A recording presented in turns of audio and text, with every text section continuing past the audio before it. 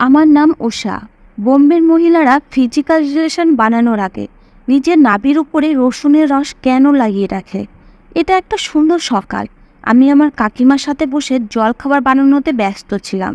কাকিমার ছোট ভাই দিনু আমার সামনে বসে এক নজরে আমার দিকে তাকিয়েছিল। আর তার এভাবে আমার দিকে তাকানো আমাকে খুশি করছিল, কেননা আমি দিনুকে পছন্দ করতাম। কাকিমার ভাই এই বাড়িতে আসতে যেতে থাকতে। আমি এখনো নাবালিকা, কিন্তু আমরা দুজন একে অপরকে ভালোবাসতাম। কিন্তু আমার একদমই আইডিয়া ছিল না যে আজকে সূর্য আমার জীবনে অন্ধকার বয়ে নিয়ে আসবে। আজকের পর আমার জীবনে একদম বদলে যাবে। কাকিমার ভাই 2 দিন হলো এখানে এসেছে।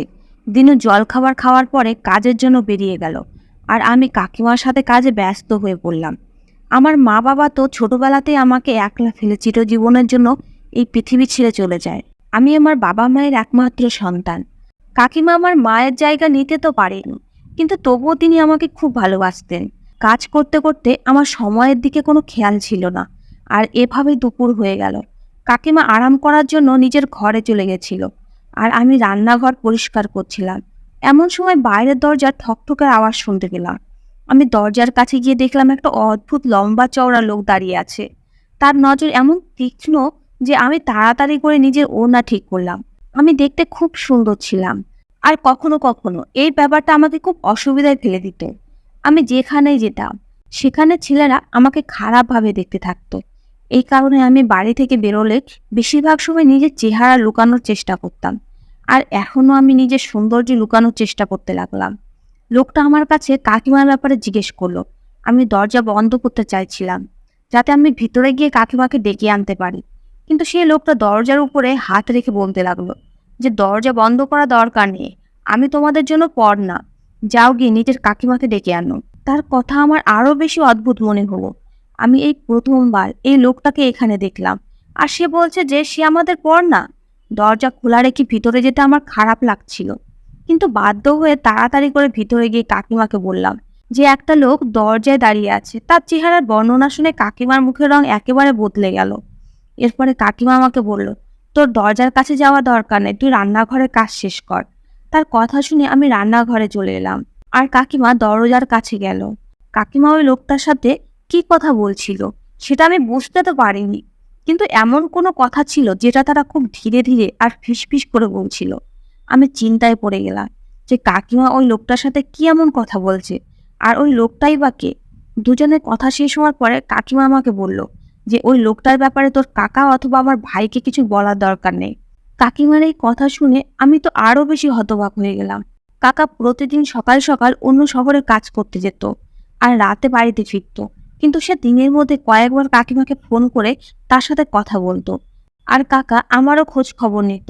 কাকা কাকিমার নিজের কোনো সন্তান ছিল না, এই কারণে কাকা আমাকে নিজের মেয়ের মতো ভালোবাসতো। এই কারণে কাকিমা আমাকে কঠোরভাবে নিষেধ করেছিল যে আমি যেন এই ব্যাপারে কাকার সঙ্গে কোনো কথা না বলি। কিন্তু আমার মনের ভিতরে ইন্টারেস্ট জেগে উঠেছিল যে এই লোকটা যার কথা কাকিমা সবার কাছ থেকে লুকিয়ে রাখতে চায়, আমার তো তাকে কোনো বদমাশ টাইপের লোক মনে হচ্ছিল। কিন্তু কাকিমার সাথে তার কি সম্পর্ক? যাই হোক, এখনকার মতো আমি কাকিমার কথা শুনে আমার মুখে তালা লাগিয়ে নিয়েছিলাম। আর না তো এই ব্যাপারে দিনুকে আমি কিছু বলেছিলাম, আর না তো আমার কাকাকে কিছু বলেছিলাম। আমি ভেবেছিলাম আজ নয়তো কাল তারা নিজেরাই এই ব্যাপারটা জেনে যাবে, কেননা আমি মানতাম যে কোনো কথায় বেশি দিন লুকিয়ে রাখা যায় না। সেই রাতে দিনু আমার ঘরে এসে বলতে লাগলো যে তাড়াতাড়ি আমি দিদির সাথে তোমার আর আমার বিয়ের ব্যাপারে কথা বলবো, যাতে তাড়াতাড়ি করে আমাদের বিয়ে হয়ে যায়। দিনুর কথা শুনে আমি হেসে ফেলেছিলাম, কেননা এখনো আমার বিয়ের বয়স হয়নি, আর ওর 23 বছর হয়েছে, আর এখনো ওর কোনো পার্মানেন্ট চাকরি নেই। ও সামান্য কিছু টাকা ইনকাম করতো, তাই এত তাড়াতাড়ি আমাদের বিয়ে হওয়া সম্ভব না। কিন্তু দিনু বারবার বলছিল কিছু কারণ আছে যার জন্য ও আমাকে তাড়াতাড়ি বিয়ে করতে চায়, আর ও একটা ভালো চাকরি খুঁজছে। তারপরে ও আমাকে নিয়ে অন্য শহরে শিফট হয়ে যাবে, এতে আমার কোনো আপত্তি ছিল না। আমি বললাম যদি কাকা কাকিমা রাজি হয় তাহলে আমার কোনো আপত্তি নেই। এটা শুনে দিনুও খুশি হয়ে আমার হাত নিজে হাতের মধ্যে নিল। এতে আমার মধ্যে একটা শিহরণ খেলে গেল। সেদিন তো এভাবেই কেটে গেল, কিন্তু কয়েকদিন পরে সেই লোকটা আবার আমাদের বাড়িতে এলো, আর সে এসে সোজা ঘরের মধ্যে চলে এলো। এবার কাকিমা ওই লোকটাকে ঘরের মধ্যে বসিয়ে রান্নাঘরে এলো। আমি রান্না করছিলাম, কাকিমা রান্নাঘরে এসে একটা রসুন নিয়ে আমাকে বলতে লাগলো যতক্ষণ না আমি ডাকবো ততক্ষণ আমার ঘরের দিকে আসার কোনো দরকার নেই। আমি অবাক হয়ে কাকিমার হাতে ধরা রসুনের দিকে তাকিয়ে রইলাম। আর তিনি চুপচাপ সেখান থেকে বেরিয়ে নিজের ঘরে চলে গেলেন। এরপর আমি তার ঘরের দরজা বন্ধ হওয়ার আওয়াজ শুনতে পেলাম। 1 ঘন্টা এভাবেই পার হয়ে গেল। এরপরে কাকিমা আমাকে ডাক দিয়ে ঠান্ডা জল নিয়ে যেতে বলল। আমি 2 গ্লাস ঠান্ডা জল নিয়ে যখন কাকিমার ঘরের কাছে পৌঁছালাম, তখন তারা দুজন নিজেদের মধ্যে কিছু নিয়ে কথা বলছিল। আমাকে দেখে দুজনে চুপ হয়ে গেল। আমার নজর একা একা কাকিমার দিকে স্থির হয়ে গেল, কেননা তার অবস্থা কিছুটা আলাদা মনে হচ্ছিল। তার চুল আগে সুন্দর করে বাঁধা ছিল, কিন্তু এখন এলোমেলো হয়ে আছে, আর কাপড়ও অদ্ভুত রকম ভাবে পরে আছে। আমি আরো ভালোভাবে কাকিমাকে লক্ষ্য করতাম।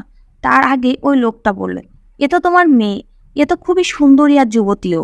তুমি এর ব্যাপারে চিন্তা ভাবনা করছো না কেন? এর জন্য তো সহজেই ভালো ডিল পেয়ে যাবে। এখন তোমার বয়স হয়ে গেছে, তুমি এর ব্যাপারে চিন্তা ভাবনা করা শুরু করো। জানি না এই লোকটা কে, যে এতটা খোলামেলাভাবে কাকিমার সাথে কথা বলছিল। এরপরে কাকিমাও তাকে বলতে লাগলো, হ্যাঁ, এটা আমার দায়িত্ব। আমি লজ্জার কারণে তাড়াতাড়ি সেখান থেকে বাইরে বেরিয়ে এলাম। তারপরে আবার তাদের দুজনের মধ্যে কথা বলা শুরু হয়ে গেল। কিছু সময় পরে ওই লোকটা চলে গেল। কাকিমা আবার আমাকে বোঝালেন যে দিনুকে আর কাকাকে যেন এই ব্যাপারে আমি কিছু না বলি। কিন্তু ভাগ্যক্রমে সেদিন হঠাৎ দিনু এই বাড়িতে চলে আসে। ও ওই লোকটাকে বাড়ি থেকে বের হতে দেখে। তাড়াতাড়ি করে আমার কাছে এসে আমাকে জিজ্ঞেস করতে লাগলো, এই লোকটা কে আর এখানে কেন এসেছিল? আমি নাতে মাথা নাড়িয়ে দিলাম, আর কিছু জানি না। এই লোকটা কাকিমার সাথে দেখা করতে এসেছিল। দিনু সোজা কাকিমার ঘরে চলে গেল। তারপর না জানি হঠাৎ এমন কি হলো যে তাদের দুজনের জোরে জোরে চিৎকার চেঁচামেচি আওয়াজ আসতে লাগলো। কাকিমাকে উল্টোপাল্টা বলছিল, আর দিনু তার কথার উত্তর দিচ্ছিল। ওই দুজনের মধ্যে কি চলছিল এই ব্যাপারে আমি কিছুই জানি না, কিন্তু এইটুকু বুঝতে পারলাম যে ব্যাপারটা অনেক বড়, আর হয়তো সেই অচেনা লোকটার সাথে জড়িত। অনেকক্ষণ পরে যখন দিনু কাকিমার ঘর থেকে বাইরে এলো, তখন ওর মুখ লাল হয়েছিল। ও সোজা বাইরে চলে গেল, আর কাকিমাও নিজের ঘর থেকে বাইরে বেরোলো না। রাতে খাওয়ার সময় যখন আমি কাকিমাকে ডাকতে গেলাম, তখন কাকিমা রেগে আমাকে বলতে লাগলো, এই সব কিছু তোর কারণেই হয়েছে, তাই বেশি সাধু সাজার দরকার নেই। না জানে দিনুর সাথে কি নিয়ে ঝামেলা হয়েছিল, কিন্তু কাকিমা তার রাগ আমার উপরে ছেড়ে দিল। আমি কাঁদতে কাঁদতে তার ঘর থেকে বেরিয়ে নিলাম। আজ আমার অনেক দিন পরে নিজের বাবা মায়ের কথা মনে পড়লো। আমি নিজের ঘরে বিছানায় শুয়ে ভাবতে লাগলাম, দিনু না জানি কি নিয়ে কাকিমার সাথে ঝগড়া করেছিল। হয়তো সেই অচেনা লোকটার কারণে তাদের মধ্যে ঝগড়া হয়েছিল। আমি সকাল হওয়ার অপেক্ষায় ছিলাম, কারণ এই ব্যাপারটা আমি কাকিমার কাছ থেকে জানতে পারবো না। তাই এরপরে যখন দিনু এখানে আসবে, তখন তাকে জিজ্ঞেস করতে হবে। পরের দিন সকালে ঘুম থেকে উঠে দেখলাম কাকিমা চুপচাপ বাড়ির কাজ করছে। সে আমার সাথে কোনো কথা বলল না, আর তার হাবভাব দেখেও আমি তাকে কিছু জিজ্ঞেস করতে পারলাম না। সকালে উঠে আমার প্রথম কাজ হলো ঘরে ঝাঁটা দেওয়া। সেই কারণে আমি ঝাড় দিতে ব্যস্ত হয়ে পড়লাম। কিন্তু কাকিমার ঘরে ঝাড় দেওয়ার সময় আমি সেখানে রসুনের টুকরো পড়া পেলাম, যেটা কাকিমা রান্নাঘর থেকে নিয়ে নিজের ঘরে এসেছিল। আমি ভাবছি কাকিমা কেন রসুন নিয়ে এসেছিল, আর এই অচেনা লোকটা রসুন দিয়ে কি করে, নাকি কাকিমা এই রসুন ব্যবহার করেছিল। কেননা রসুনটা থ্যাতলানো মনে হচ্ছিল, যেটা খাওয়া হয়নি। দেখে মনে হচ্ছিল এর থেকে রস বের করে নেওয়া হয়েছে। আমি ঘর ঝাড় দেওয়ার সময় সেটা ফেলে দিলাম। সন্ধ্যাবেলায় কাকিমা আমাকে বলতে লাগলো যে চল মার্কেটে যাই, কিছু জিনিস কিনে আনতে হবে।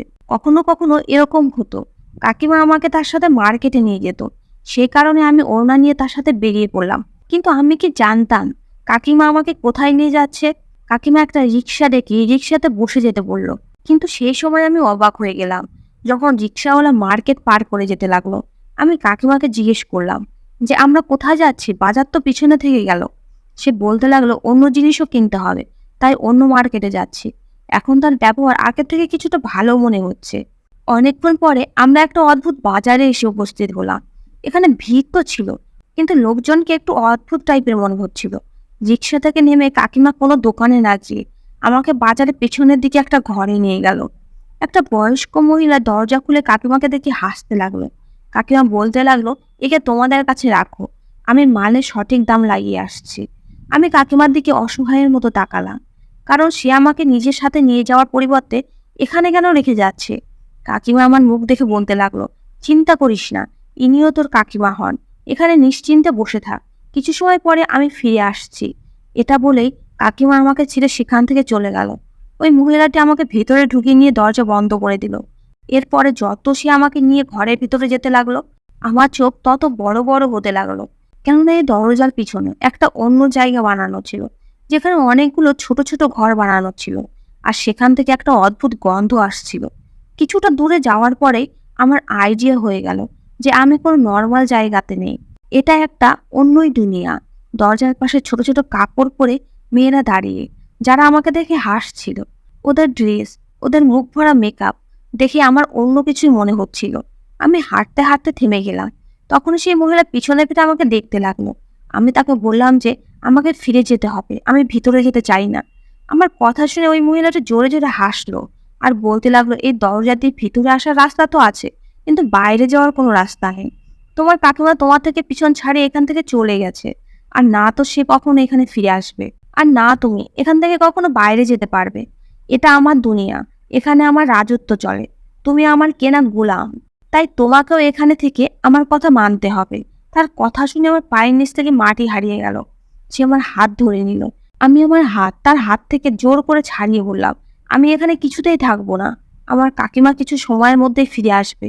আমি বাইরে যাওয়ার জন্য যখনই ঘুরলাম, তখন সে পেছন থেকে আমার ওড়না ধরে নিল আর এত জোরে টানলো যে আমার ওড়নাটা ছিঁড়ে গেল। তারপরে সে আমার মুখে কষিয়ে একটা থাপ্পড় মারলো, আর আমি মাটিতে পড়ে গেলাম। আমার মুখ থেকে রক্ত বেরোতে লাগলো। ওই মহিলাটি আমার পাশে বসে বলতে লাগলো, তোর কাকিমা তোকে এখানে বিক্রি করে গেছে, তোর অনেক টাকা দাম আমি তাকে দিয়েছি, চল এখন যা গিয়ে তৈরি হয়ে নে, রাতের বেলা কাস্টমাররা আসবে আর তোকেও এখানে লাইনে দাঁড়াতে হবে। তারপরে সে একটা মেয়েকে ডাকলো আর আমাকে তার হাতে ছেড়ে দিল। আমি হতভম্ব হয়ে গেছিলাম।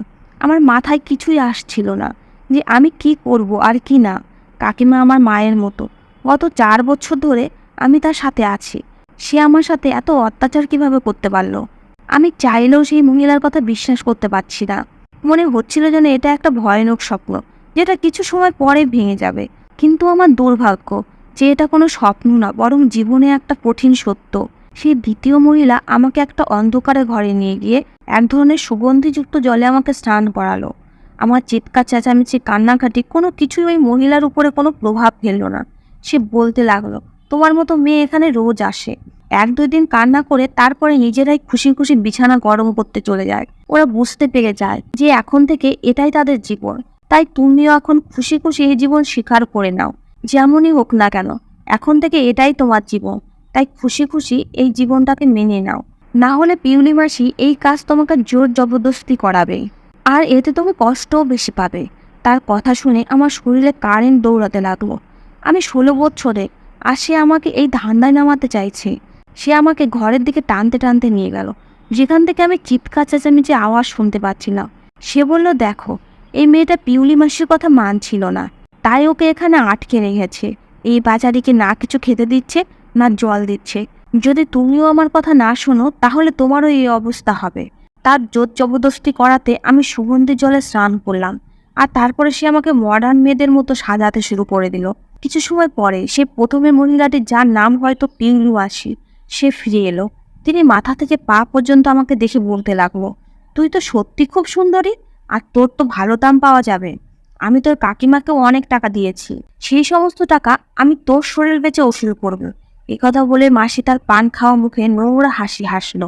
এই দৃশ্য আমি প্রায় সিনেমাতে দেখতাম, কিন্তু কখনো ভাবতেও পারিনি যে আমার জীবনেও কখনো এরকম সময় আসবে।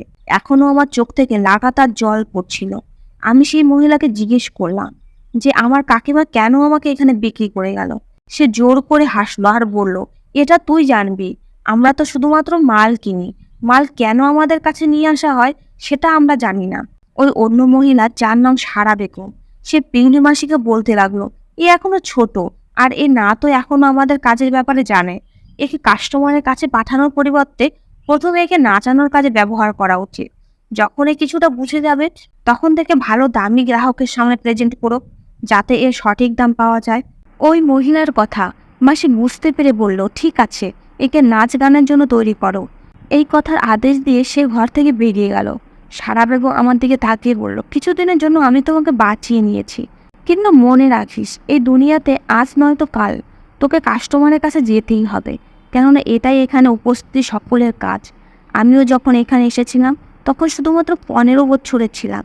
এখানে তো আমার নিজের মা আমাকে বেঁচে গেছিল, তখন থেকে আজ অবধি আমি প্রতিদিন কোনো না কোনো কাস্টমারের সাথে কাটাই, কেননা এটাই এখন আমার জীবন।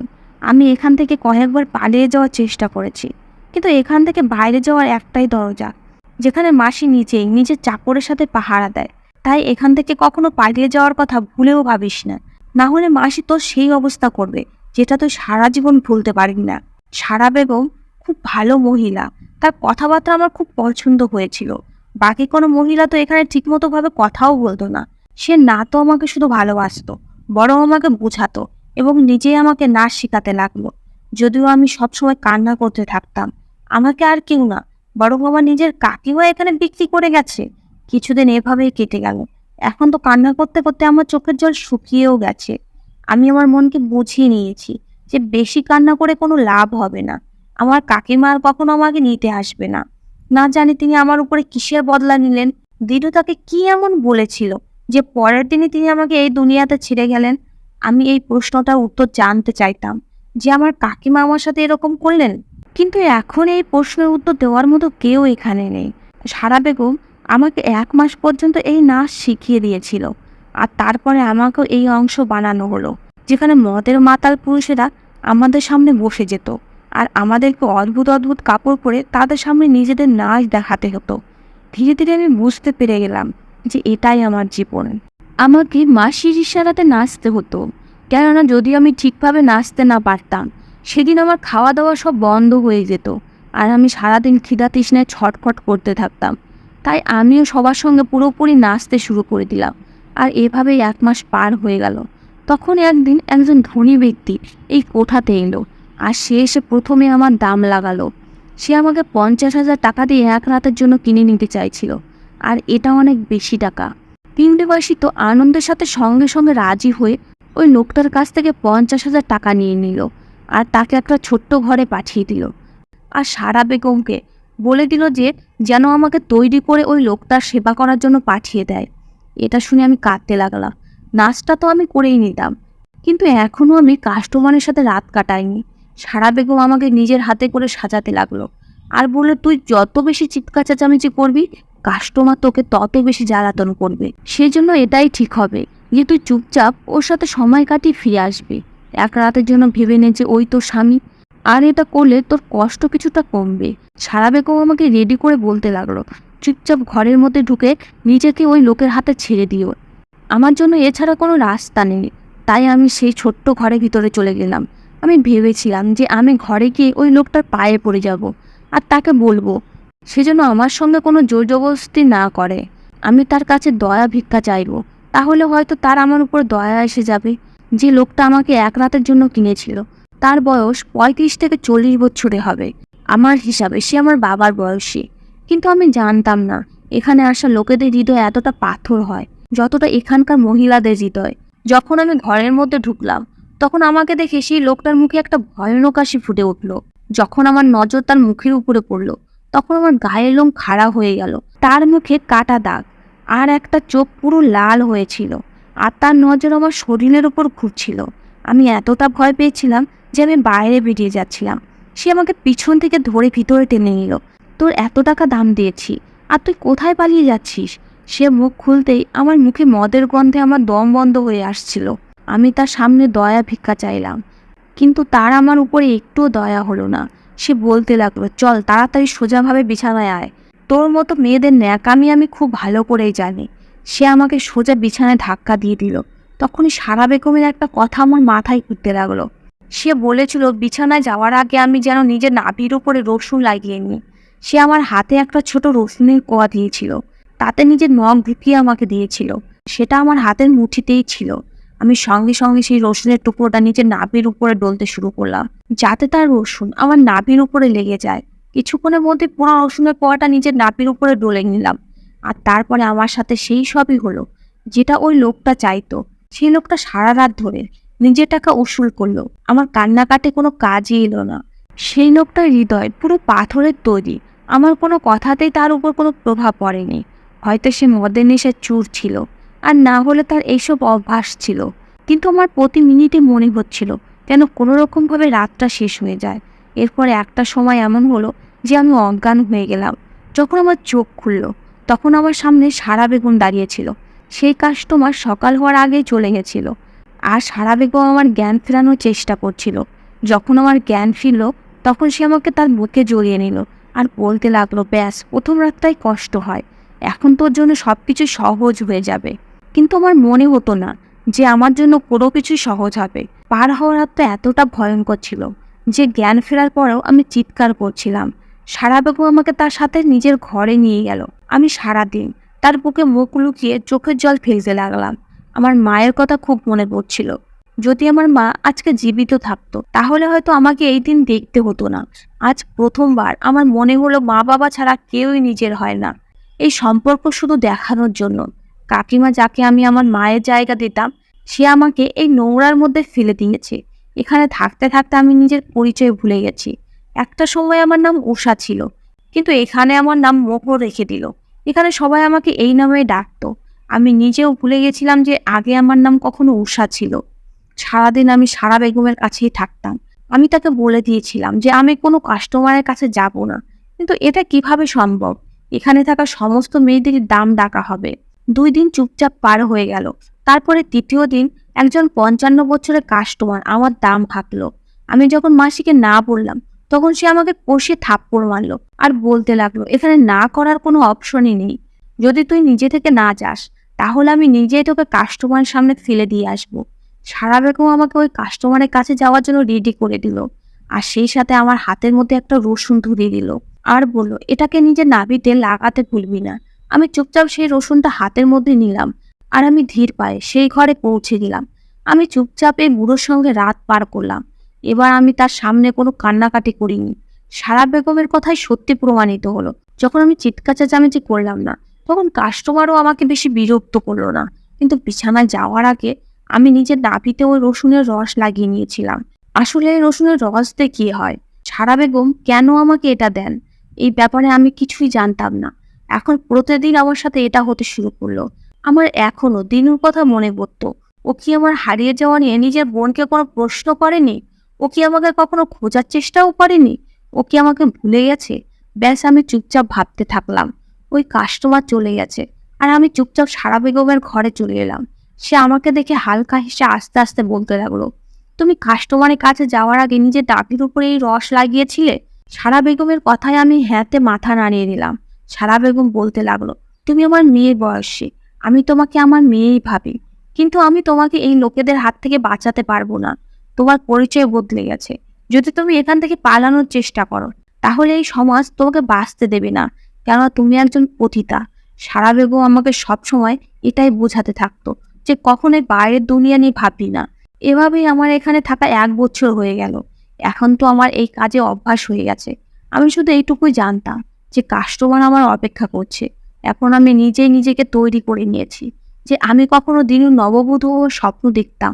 এখন প্রতি রাত নতুন নতুন পুরুষের নববধূ সাজতাম। কিন্তু সারা বেগম আমাকে রসুনের কোয়া ধরিয়ে দিতে কখনো ভুলতো না। আর এটা অবশ্যই বলতো যে বিছানায় যাওয়ার আগে এই রসুন নিজের নাভির উপরে অবশ্যই লাগিয়ে নিবি। 1-2 বার এটার ব্যাপারে আমি সারা বেগমকে জিজ্ঞেস করেছিলাম যে এই রসুন এমন কি হয় যে প্রতিবার তুমি আমাকে এটা ধরিয়ে দাও? সে বলতে লাগলো, সঠিক সময় এলে পরে তুই নিজে জানতে পেরে যাবি। অনেকদিন থেকে আমি দেখছি যে সারা বেগম অসুস্থ থাকতো, কিন্তু সে নিজের চিকিৎসা করাচ্ছিল না।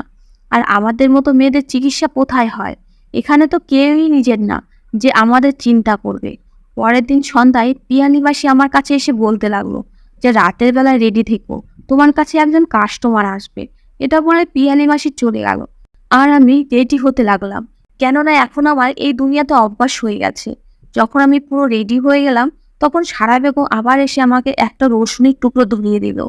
আজকে আমি সারা বেগমের কাছে জানতে চাইছিলাম এই রসুন সে প্রতিদিন আমাকে কেন দেয়। কিন্তু কাস্টমারের কাছে যাওয়ার দেরি হচ্ছিল দেখে ভাবলাম যখন ফিরে আসবো তখন তাকে জিজ্ঞেস করে উত্তরটা নিশ্চয় জেনে নেব। কাস্টমার আমার অপেক্ষা করছিল, তাই আমি কাস্টমারের ঘরে পৌঁছে গেলাম আর রসুনের রস নিজের নাভির উপরে লাগিয়ে নিলাম। যেহেতু আমি এটা নিশ্চয় জানতাম যে এই কাজের পেছনে কোনো না কোনো স্পেশাল কারণ তো নিশ্চয়ই আছে। আমার মাথায় বারবার রসুনের কথাটাই ঘুরছিল। কিন্তু এই ব্যাপারে কেউ যদি আমাকে বলতে পারে, সেটা শুধুমাত্র সারা বেগম। আর আমি সিদ্ধান্ত নিয়েই নিলাম যে কাস্টমারের কাছ থেকে ফিরে তাকে জিজ্ঞেস করেই ছাড়বো। কেননা কোনোবারেই সে আমাকে রসুনের কথা মনে করাতে ভুলতো না। কিন্তু আমি যখন ঘরের মধ্যে পৌঁছালাম, তখন আমার চোখ ছানা বড়া হয়ে গেল। কেননা সেই ঘরের মধ্যে উপস্থিত পুরুষটি আর কিংবা বরং দিনু। সে নেশায় চুর হয়ে বসেছিল, আর আমাকে দেখতে পেয়ে একবারে লাফিয়ে উঠল আর অবাক হয়ে জিজ্ঞেস করতে লাগলো, উষা, তুমি এখানে কি করছো? আমি তোমাকে কোথায় না খুঁজেছি। আমি ওকে জোরে ধাক্কা দিয়ে পিছনে সরে বললাম, আমি উষা না, আমার নাম মোহর। আমার কাছে এতটা ক্ষমতা ছিল না যে আমি উষা হয়ে দিনুর সামনে দাঁড়াতে পারবো। আমার ইজ্জত তো নষ্ট হয়ে গেছে। বহুদিন থেকে এই কোঠাতে আমার ইজ্জত বিক্রি হয়েছে। দিনু আমার কাছে এসে আমার কাঁধ ধরে ঝাঁকিয়ে দিল আর বলতে লাগলো, আমি ভালোভাবেই জানি তুমি আমার উষা। তুমি এখানে কিভাবে পৌঁছালে?